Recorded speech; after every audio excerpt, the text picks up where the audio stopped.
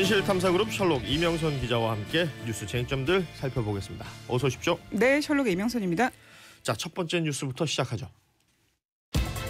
오늘 새벽 경남 진주에서 한 40대 남성이 자신이 살던 아파트에 불을 지른 뒤에 그걸 보고 대피하던 주민들에게 흉기를 휘둘렀습니다. 10대 여학생 2명을 비롯해 5명이 숨지고 13명이 다쳤습니다. 바닥에 피가 낭자한 거예요. 너무 놀라가지고 문을 다시 제가 닫고 주저앉았죠. 10대 소녀 2명을 포함해 50대와 60대 여성, 70대 남성이 1층 입구와 계단, 2층 복도에 쓰러진 채 발견됐고 병원으로 옮겼지만 5명 모두 숨졌습니다. 네, 어제 제가 이 공중부 마치고 출연하는 텔레비전 뉴스를 하러 내려가는 길에 막 속보가 전해지면서 현장 취재 기자를 연결하고 상황들을 보도하고 하는 상황들, 그리고 하루 종일 관련 뉴스가 계속해서 나왔습니다. 경남 진주에서 벌어진 일입니다. 40대 남성이 자신이 살고 있는 아파트에 불을 지르고 또 그 화재를 피해서 대피하고 있는 이웃 주민들을 향해서 흉기를 휘둘렀습니다. 그래서 5명의 안타까운 생명을 잃었습니다. 네. 내용 한번 살펴보죠. 지금까지 5명이 숨졌고요. 13명이 다쳤습니다. 사상자 중 10명이 흉기에 찔렸습니다. 이 피의자가 양손에 흉기를 들었잖아요. 네. 그래서 흉기에 찔린 사람이 많았고요. 8명은 연기를 흡입해서 다쳤습니다. 근데 숨진 분들 중에서 노인, 여성 이런 약자가 많았습니다. 그렇죠. 11살 어린아이까지 네. 포함이 됐고요. 그리고 부상자 5명 중에 4명이 여성이었습니다. 정말 한 가정이 완전히 풍비박산이 났더라고요. 그렇죠. 가족 6명 중에 4명이 숨지거나 다쳤습니다. 11살 어린아이 할머니가 숨졌고 또 구조하기 위해서 구하려던 어머니가 흉기에 찔려서 중상을 지금 입은 상태고요. 그렇습니다. 참 안타깝습니다. 자, 사건의 경위를 한번 살펴보죠. 어떻게 된 건지. 네, 이 피의자 안모 씨가 새벽 4시 반쯤에 집에 불을 질렀어요. 휘발유를 뿌리고. 그러니까 자신이 살고 있는 집에 불을 네. 지른 겁니다. 그 2층 입구에서 그리고 기다리고 있었습니다. 그리고 나서 내려오는 사람들 향해서 무차별적으로 흉기를 휘두른 겁니다. 네. 근데 건물이 10층짜리 복도식 임대 아파트거든요. 보통 이런 경우에는 승강기하고 복도 출입구가 한 곳으로 모여지잖아요. 그렇죠. 네, 근데 거기서 기다렸다가 계속 흉기로 찌른 겁니다. 그러니까 사람들이 화재 때문에 대피를 하더라도 그쪽으로 올 수밖에 없는 구조인 거죠. 네, 4층이 자기 집인데 2층이랑 4층을 왔다 갔다 하면서 범행을 저지른 것으로 전해지고 있습니다. 체포는 됐는데요. 안 씨의 경우에는 보니까 기초생활수급자였고 혼자 거주하고 있었다고 합니다. 네. 그리고 범행을 저지른 이유에 대해서 물어보니까 횡설수설하는 상황이었다고 하고요. 그러니까 증언이 계속 나오고 있는데 아까도 네. 들으셨겠지만 정말 끔찍합니다. 피를 흘리며 도망치듯 밖으로 나온 주민이 보였는데 차마 눈뜨고 볼 수 없을 만큼 처참했다 이렇게 네. 말씀하시는 분들도 있고 그 사건이 발생한 쪽으로는 쳐다보기도 힘들다 이렇게 얘기하시는 분들도 있습니다. 근데 경찰이 제압했을 때 막 테이저건도 쏘고 공포탄, 실탄까지 썼거든요. 네. 근데 테이저건은 정통으로 맞았는데도 진압을 못한 겁니다. 그래서 그러니까 옷이 두꺼워서 이 테이저건이 무용지물이었다는 거잖아요. 네, 그래서 즉각 제압하지 못하고 15분이나 걸렸습니다. 네. 자, 이 피의자 안모 씨로 알려지고 있는데 그동안 뭐 이웃들 또 직장 동료들 이 사이에서는 공포의 대상이었다면서요? 네, 조현병을 앓고 있었죠. 쉽게 말해서 정신분열증이 있었는데 층간소음 문제로 계속해서 좀 위층 주민하고 마찰이 있었다고 합니다. 네. 근데 안 씨가 위층한테 뭐 찾아가서 우리 집에 벌레를 왜 넣냐 이렇게 얘기도 하고 관리소무소에 막 신고도 했다고 합니다. 그리고 위층에 찾아가서 오물을 투척하는 게 CCTV에 잡혀서 오늘 신문 1면에도 많이 나왔죠. 그렇죠. 방송에도 많이 나왔습니다. 네, 맞습니다. 그리고 주민 증언에 따르면 뭐 밤이든 낮이든 간에 욕설을 하는 이상한 사람으로 좀 지목이 됐었고 네. 아파트 내에서도 유명했다. 뭐 지나가는 사람들을 상대로 입에 담지 못할 쌍소리를 했다. 이렇게 증언도 있는 상황입니다. 워낙 괴롭히다 보니까 윗집 주민은 CCTV까지 단 겁니다. 그래서 그 사진들이 오늘 1면에 나온 거고요. 직장에서도 여직원을 폭행해서 벌금형을 받은 이력도 있습니다. 근데 문제는 경찰이 7번이나 경찰 출동을 최근에 했었거든요. 네. 그러니까 이 중에서 한 번이라도 위험성을 알았더라면 피해를 줄일 수 있지 않았나, 안 생기지 않았었나, 안 생길 수 있지 않았었나 이런 생각이 듭니다. 그러니까 과거에도 이게 이 사람이 흉기를 휘둘러 가지고 입건된 적이 있더군요. 네. 그런데 당시에는 그 뭐 그 전에 전과가 없었기 때문에 징역 2년에 집행유예 3년으로 또 나와서 생활을 했던 것이고 병력이 있다는 게 체크가 제대로 안 됐기 때문에 이번 사건 벌어지고 난 다음에 지금 계속해서 회자가 되고 있는 내용들이잖아요. 맞습니다. 아무튼 앞으로 경찰의 수사 방향은 어떻게 될까요? 일단은 정신감정을 하기로 했습니다. 그게 좀 밝혀지고 나서 그리고 신상 정보를 공개할지도 조금 따져보기로 했는데요. 네. 시점은 구속영장 발부 이유가 될 것 같고요. 여러 가지 가능성을 두고 일단은 경위를 철저하게 조사하겠다고 했는데 이게 한 가지 조금 염두가 되는 거는 그 임세원 교수님이 그 참변 당하셨을 때 중증 정신질환자에 대한 네네. 어떤 편견이 안 생겼으면 좋겠다 이런 얘기를 하셨잖아요. 그 중요한 얘기죠. 그래서 이 중증 정신질환자의 치료 공백, 관리 문제에 대해서 사회적 논의가 필요하다. 뭐 편견을 가지지 말자 이런 목소리 동시에 나오고 있습니다. 그렇습니다. 뭐 이른바 임세원법이 국회를 통과했죠. 그런데 이 통과를 했음에도 불구하고 시행되려면 시간이 좀 걸려요. 그러니까 내년부터 또 시행이 되는 건데 그 사이 이게 법이 뭔가 약간 모호하게 떠 있는 이 사이에 또 이런 일들이 벌어지고 이런 것들이 참 안타깝습니다. 예. 경남 진주에서 있었던 방화 및 흉기 난동 사건 정리해봤고요. 다음 뉴스로 이어가겠습니다. 드루킹 일당과 함께 댓글 조작을 한 혐의로 구속된 김경수 경남도지사가 오늘 보석으로 풀려났습니다. 진실은 아무리 멀리 던져도 반드시 다시 돌아온다는 사실을 꼭 증명하도록 하겠습니다. 서울고등법원 형사 2부는 김 지사가 청구한 보석을 허가하면서 경남 창원의 주거지에만 거주해야 한다는 조건을 달았습니다. 자, 김경수 경남지사에 대해서 법원이 보석 허가를 결정했습니다. 그리고 그러니까 수감된 지 77일 만에 나온 거예요. 네, 김 지사의 경우에는 드루킹 댓글 조작 사건으로 공모 혐의로 재판에 넘겨져서 결국에 1심에서 법정 구속됐었죠. 네. 그때도 말이 많았었는데요. 보석으로 나왔습니다. 조건이 많습니다. 일단 김 지사가 창원 주거지에서 거주할 것, 3일 이상 주거지를 벗어나거나 출국하면 법원에 신고해서 허가받아야 된다는 것. 네. 그리고 재판 관계자 만나거나 연락도 안 됩니다. 네. 뭐 관계자의 뭐 무슨 가족이라든가 이런 사람들도 만나도 안 되고요. 음흠. 보증금은 2억인데요. 1억 원은 현금으로 납부해야 되고요. 나머지 1억 원은 김 지사 아내가 낸 보석 그 보증보험 증권 보증서로 뭐 가름이 될 것 같습니다. 네네. 대신할 수 있을 것 같습니다. 재판부는 뭐 딱 부러지게 뭐 보석 허가 사유를 명시하진 않았습니다. 근데 다만 도주 우려가 없고 드루킹 일당이 다 잡혀있기 때문에 증거 인멸 가능성이 적다고 본 것 같습니다. 자, 어제 구치소에서 나오면서 뭐 많은 뉴스 채널들이 생중계로 김경수 지사 나오는 모습을 그대로 보여주기도 했었는데요. 그 본인의 입장을 밝혔습니다. 그러니까 일단은 경남 도정에 공백을 줘서 송구하다. 또 도정 복귀할 수 있게 해준 이 재판부에 감사하다. 이런 소회를 밝혔었는데 오늘 바로 도청에 출근을 하겠죠? 네, 정상 출근하겠다고 했습니다. 그러면 78일 만에 업무에 복귀하는 거죠. 그렇죠. 지금까지는 권한 대행 체제였거든요. 네. 근데 이제 다시 지사 체제로 바뀌는 겁니다. 네, 김 지사는 좀 밀려온 일들에 대해서 계속 보고를 받고 있습니다. 서부, 경남, KTX 건설, 김해 신공항, 부산 신항, 뭐 제2 신항건설 문제 등을 간략하게 보고받을 예정이라고 전해 받고 있습니다. 네. 뭐 기억하실지 모르겠지만 김경수 지사 구속되던 그 타이밍이 바로 예비타당성 조사에서 여러 가지 면제받아서 경남도청은 약간의 축제 분위기일 네. 때 이런 일이 벌어졌었는데 이제 뭐 다시 도지사직에 복직을 하니까 이 관련된 일들에 대해서 뭐 보고받고 또 업무 추진하고 그래야 되겠죠. 그런데 지금 이 상황을 바라보고 있는 정치권들의 반응은 완전히 달라요. 여야가. 네, 이 김 지사가 법정 구속됐을 때 약간의 상황이 달랐잖아요. 두 가지 나눴잖아요. 네. 정확히 정반대입니다. 음흠. 더불어민주당은 법원의 현명한 판단을 존중한다 이렇게 밝혔고요. 77일 전에는 이 얘기를 자유한국당이 했었을 거예요. 예. 네.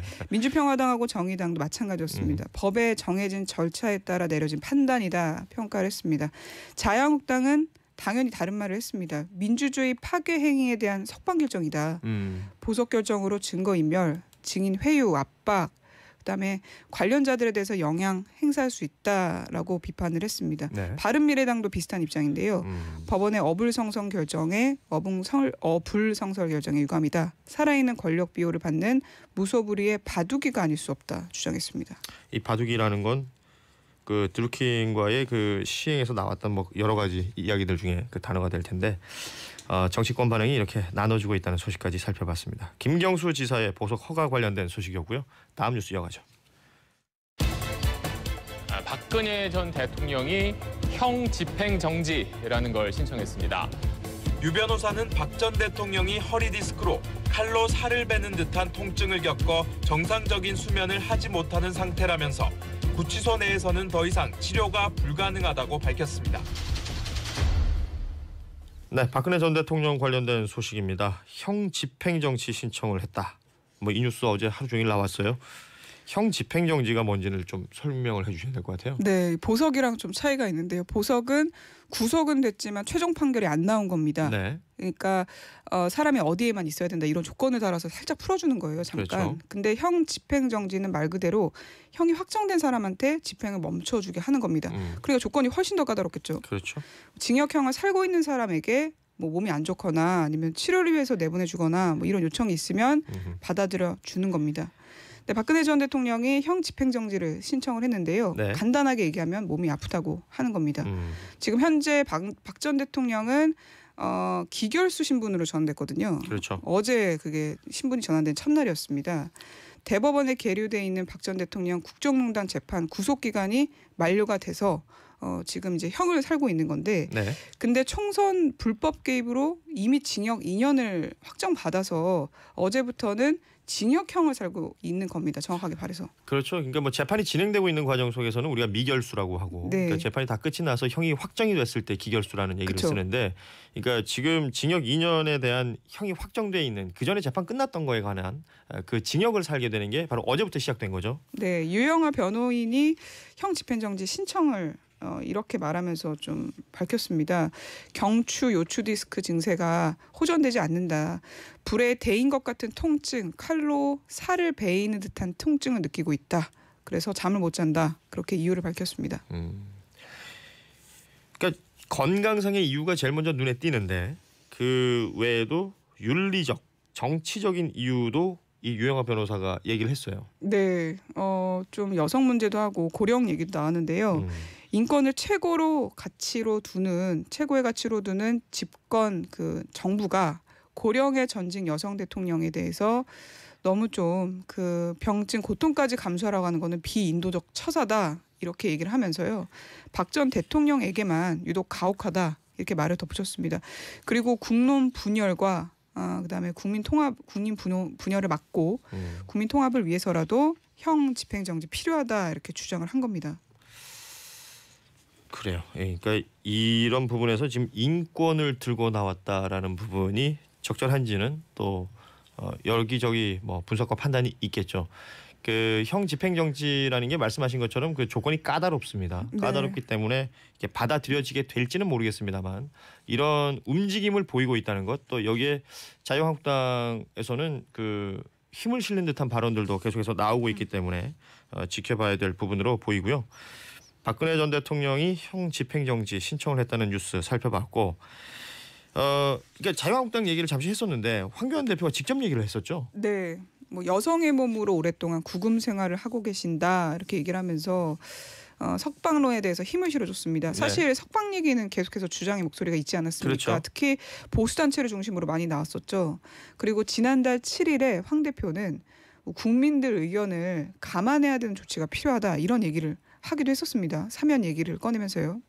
그리고 대한애국당 태극기 부대에도 지금 석방을 주장하고 있기 때문에 극우 성향 보수층과 통합을 염두에 두고 자유한국당이 이런 말 하는 거 아니야 이런 부적도 지금 나오고 있습니다. 왜냐하면 보궐선거 직후, 그렇죠. 직전 직후에 이런 얘기가 많았었거든요. 여기 어떤 정치적 이유가 있을 것이다라는 분석은 다들 내놓고 있는데, 지금 우리 고녀부 가족들 문자 메시지 보면 강재구왕님은 대한민국 국민 60% 이상 허리 통증은 다 가지고 있지 않나요? 라고 보내주셨고요. 양혜진님은 그렇다면 아픈 여성은 다 풀어줘야 되나요? 꼼수도 병원 진료 잘 받으면 되죠. 뭐 그 안에서도 그 병원 진료를 못 받는 건 아니죠. 그러니까 진료를 받는데도 뭔가 그 차도가 없다 이런 식의 유영하 변호사의 말도 있긴 했었는데 고녀부 가족들의 반응은 이랬다라는 부분을 전해드렸습니다. 자, 다음 뉴스 이어가겠습니다. 가수 박유천 씨가 피의자 신분으로 조사를 받기 위해서 경찰에 출석을 했습니다. 뭐 마약 검사 과정들이 이제 쭉 얘기가 되고 있는데 그 의심스러운 정황들이 포착이 되는 거죠. 네, 어제 9시간 정도 조사받고 귀가했는데요. 네. 생각보다는 빨리 나왔습니다. 근데 제모하고 머리 염색을 하고 경찰 마약 검사에 응한 것으로 확인이 된 겁니다. 네. 그래서 경찰은 남아있는 그래도 털을 채취해서 국가수의 정밀 마약 검사를 맡겼습니다. 근데 본인 주장은 콘서트 앞두고 자기는 제모해왔다 이렇게 설명을 하고 있거든요. 그러면서 계속해서 혐의는 부인하고 있습니다. 그러니까 이 제모라는 게 우리 흔히 말하는 왁싱을 얘기하는 거잖아요. 네. 그 몸 안에 이렇게 채모들이 여러 군데 있죠. 그러니까 보통 머리카락으로 마약 관련된 검사를 한다고 하는데 머리카락이 손상됐을 경우에 그렇다면 뭐 가슴털 혹은 다른 부위에 있는 신체에 있는 채모를 가지고 검사를 한다는데 그런 채모들을 다 없앤 상태에서 지금 출석을 했다는 거잖아요. 네, 그래서 경찰은 뭐 증거 인멸하려고 그런 거 아니냐 이런 의심을 하고 있는 거고요. 그리고 채널A는 이런 보도를 했습니다. 경찰이 박 씨가 마약을 구입하는 정황이 담긴 CCTV 영상을 확보했다 이렇게 보도하기도 했고 네. 또 더불어서 황하나 씨를 조사하는 과정에서 박 씨와 함께 마약을 한 정황이 담긴 동영상을 경찰이 확보했다 이런 보도도 함께 나오고 있는 상황입니다. 아무튼 그 박유천 씨 마약 관련된 문제는 어쨌든 그 국가수 검사까지 쭉 진행이 될 텐데 황하나 씨만 해도 그 간이 검사했을 때는 음성으로 나왔다가 국가수의 정밀 검사를 했더니 또 양성으로 나왔거든요. 이 과정도 그 결과를 지켜봐야 될 것으로 보입니다. 자, 김학의 전 법무부 차관 의혹의 아주 뭐 중심에 서 있는 사람이죠. 건설업자 윤중천 씨. 경찰에 체포됐습니다. 네, 맞습니다. 체포영장이 발부된 이유는 세 가지입니다. 사기, 알선수재, 공갈 혐의로 체포영장이 발부가 된 건데요. 공소시효가 남은 개인 비리 문제를 경찰이 집중하고 있습니다. 수사기관이 집중하고 있습니다. 네. 윤 씨의 신병을 확보한 뒤에 여기에 대해서 수사를 벌이겠다 지금 발표했는데 좀 더 적극적인 수사를 하겠다라는 것이겠죠. 네, 네. 개인 비리로 적용된 금액이 한 5억 원 정도 된다고 합니다. 최소. 네. 개인 비리를 일단 수사한 다음에 이 과정에서 혹시 돈이 김학의 전 차관 쪽으로 흘러갔는지도 수사하겠다고 했죠. 일단 그래서 체포영장에서는 뇌물이나 성폭력은 일단 제외했다고 보도가 되고 있습니다. 자, 이렇게 윤중천 씨가 체포가 됐으면 그 안에서 또 다른 내용들이 나올 수 있을지 그것도 좀 주목이 되는군요. 자, 제주에서 추진됐던 국내 첫 영리병원 뭐 이거 허가 났을 때 보도 많이 됐었어요. 그런데 이게 좌절됐다 이런 표현을 쓰고 있는데 결국 그 허가를 취소한 거죠, 제주도가. 네, 결국에 엎어졌습니다. 이거 말이 많았잖아요. 그렇죠. 중국 자본으로 투입된 녹지 국제병원이 결국에 국내 첫 영리병원 승인을 받았지만 좌절됐습니다. 지난해 12월에 제주도가 외국인에 한해서만 의료 서비스 제공해야 된다 이런 조건 따라서 개설을 허가해 줬었거든요. 네. 근데 병원 개설 허가받은 다음에 3개월 이내에 개원해야 되는데 개원을 안 했습니다. 그리고 내국인 진료도 계속 허용해 달라 이렇게 주장을 했었는데 그렇게 주장하는 상황에서 3개월이 지나는 바람에 병원이 문이 열리지 않았고 그래서 원희룡 제주지사는 의료법 64조에 따라서 개설 허가를 취소한다 어제 발표를 한 겁니다. 그렇습니다. 이 관련된 후폭풍이나 뭐 여러 가지 부작용들이 또 있을 것으로 보이는데 이 뉴스들은 나오는 대로 또 전해드리도록 하겠습니다. 지금까지 진실탐사그룹 셜록 이명선 기자였습니다.